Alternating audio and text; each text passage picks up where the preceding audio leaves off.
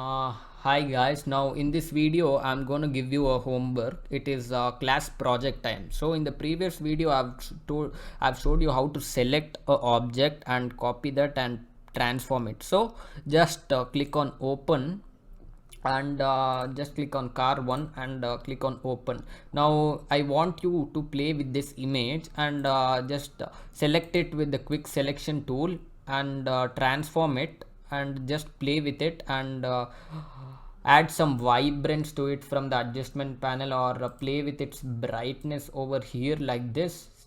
Okay, now yeah, go do your homework. You can download this from Unsplash. I've already told you this. Click on download free, so it downloads and save it in your pictures folder.